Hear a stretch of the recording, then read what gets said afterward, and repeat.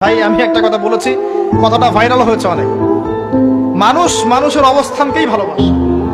মানুষ কখনোই মানুষের অন্তঃসত্ত্বাকে ভালোবাসে না। অবস্থান আপনার ভালো, আপনার পিছনে মানুষের অভাব থাকবে না। আজকে আপনার ক্ষমতা আছে, পাওয়ার আছে, খ্যাতি আছে, ইত্যাদি আছে, মানুষ দেখবেন পিছনে ঘুরঘুর করছে, ঘুরঘুর করছে, এবং এরা কিন্তু সবাই সবার স্বার্থেই ঘুরঘুর করছে।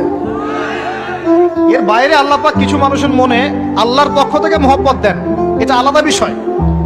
আপনি মানুষকে সন্তুষ্ট করতে পারবেন না।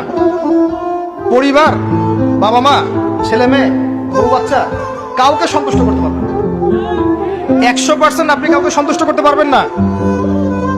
সারা জীবন করে যাবেন, আপনার বিরুদ্ধে অভিযোগ থেকেই যাবে।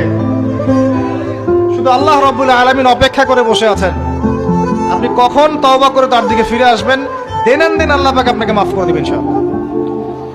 আল্লাহ পাক বলেছেন, শুনেন, ইল্লা মান তাবা, যে অনেক গুনাহ করেছে, শিরক করেছে, জিনা করেছে, মদ খেয়েছে, বিদআত করেছে, হারাম খেয়েছে, আল্লাহ পাকের অবাধ্য হয়েছে, নামাজ পড়ে নাই, যাকাত দেয় না, ইত্যাদি ইত্যাদি অনেক অন্যায় করেছে,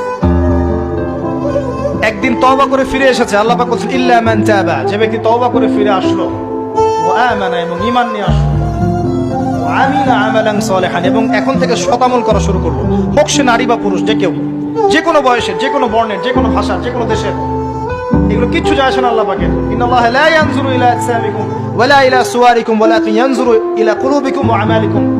আল্লাহ পাক শুধু কলব দেখেন, আমল দেখেন, রক্ত মাংস বর্ণ এগুলো দেখেন না। আল্লাহ পাক ফিরে এসেছে, আমল ঈমান এনেছে, আমল সালেহ করেছে। আল্লাহ পাক বলেছে, উলাইকা, এরাই তারা, ইউবাদদিলুল্লাহু সাইয়্যাতিহিম হাসানাত, এরাই সেই ব্যক্তি যাদের সমস্ত গুনাহকে আমি আল্লাহ নেকি দিয়ে পরিবর্তন করে দেব। আল্লাহ অপেক্ষা করছেন আপনার জন্য।